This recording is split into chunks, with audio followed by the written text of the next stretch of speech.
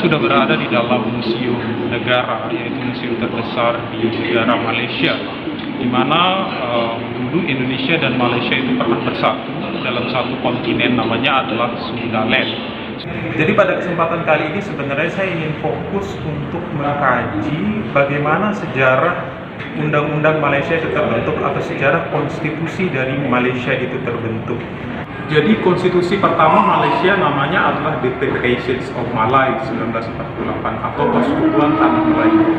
Jadi pembentukan konstitusi ini sebenarnya bermula ketika kerajaan-kerajaan yang sudah ada sebenarnya sebelum British masuk, seperti kerajaan Kedah, Kelantan, dan kerajaan-kerajaan lainnya ingin bersatu mengusir pengaruh British dari Malaysia itu sendiri. Nah, pada saat itu kerajaan-kerajaan tersebut bersatu, dan pada saat yang bersamaan kemudian British ingin bernegosiasi atau berdiplomasi dengan raja-raja atau elit-elit Melayu gitu. Nah, dibentuklah suatu kabinet bayangan. Tujuan dari pembentukan kabinet bayangan ini adalah salah satunya membentuk suatu federasi gitu. Nah, yang kedua tujuannya adalah untuk melihat sejauh mana kemudian Malaysia itu bisa mengoperasikan sistem pemerintahannya sendiri.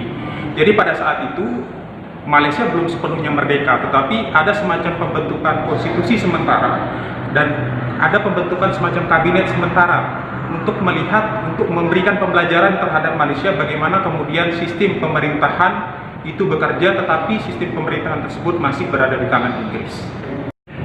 Sebelum terbentuknya Konstitusi Permanen Malaysia pada tahun 1955, British menjanjikan kemerdekaan kepada Malaysia dengan mensyaratkan satu syarat, yaitu menyelenggarakan pemilihan umum untuk memilih pemimpin dan wakil rakyat di Malaysia secara demokratis. Pada tahun 1956, kemudian beberapa orang pergi ke Malaysia, atau elit-elit Malaysia pergi ke London untuk mendiskusikan tentang kemerdekaan dari Malaysia itu sendiri. Sekaligus yaitu mendiskusikan tentang bagaimana bentuk pelembagaan atau konstitusi dari Malaysia, siapa yang akan membentuk, dan seterusnya. Dan pada saat itu terbentuklah suatu Red Commission. Dan pada tahun 1957 kemudian Malaysia merdeka. Red Commission merupakan panitia yang dibentuk untuk membentuk konstitusi Malaysia itu sendiri, di mana Red Commission ini terdiri dari beberapa ahli konstitusi dari beberapa negara, ada dari Pakistan, India, dan beberapa negara lainnya.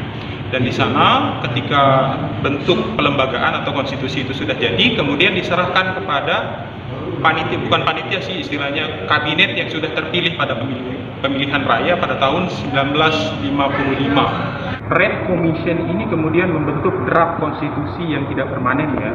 Draft konstitusi tersebut kemudian diserahkan kepada pemerintah Malaysia yang kemudian sudah terpilih tadi. Dan pada saat itu pemerintah Malaysia berdiskusi menentukan mana kemudian norma-norma yang cocok untuk kemudian diadopsi oleh Malaysia sebagai suatu sistem, dan mana kemudian norma-norma yang harus dibuang atau dikembalikan. Ada juga beberapa norma-norma yang ditambah pada saat itu dengan menyesuaikan kondisi Malaysia dan kondisi bangsa Melayu. Ketika bangsa Jepang meninggalkan Malaysia, maka dimulai dengan British yang menanamkan pengaruhnya di Malaysia pada tahun 1945, di mana cara dari British atau bangsa Inggris kemudian menanamkan pengaruhnya adalah dengan membentuk suatu persekutuan atau organisasi yang dinamakan Malayan Union. Malayan Union ini ialah organisasi yang mempromosikan ide-ide tentang kesetaraan, dan ini ditentang oleh bangsa Melayu itu sendiri. Alasan bangsa Melayu kemudian menentang ide-ide kesetaraan itu adalah karena ide-ide itu berkenaan dengan dimasuki oleh ide-ide liberal yang tentunya bertentangan dengan etnis Melayu itu sendiri.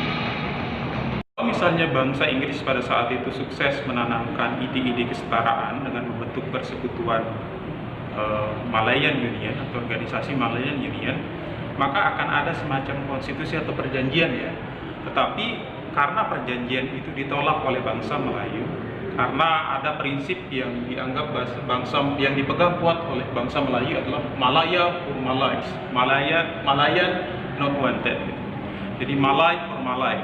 Sehingga ketika terjadi penolakan, maka konsekuensinya adalah perjanjian atau ide-ide tentang memasukkan nilai-nilai liberal kepada Malaysia, bangsa Malaysia itu kemudian ditolak oleh Malaysia itu sendiri, sehingga konstitusi yang diinginkan Inggris pada saat itu tidak dikehendaki oleh Malaysia.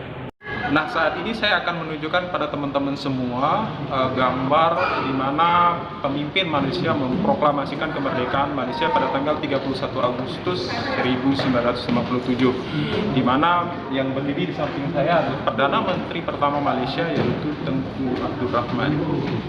Oke, terima kasih pada teman-teman yang sudah menonton. Itu tadi sejarah dari konstitusi Malaysia dan sejarah bagaimana sistem pemerintahan Federasi Malaysia terbentuk. Jangan lupa like, komen, dan subscribe. Share juga video ini sebanyak-banyaknya. Teman-teman punya saran dan komentar, silakan saya membuka kolom chat, silakan berkomentar sebebas-bebasnya. Kami mengharapkan ada ide-ide dari teman-teman semua yang membangun tentunya untuk bermanfaatan channel ini.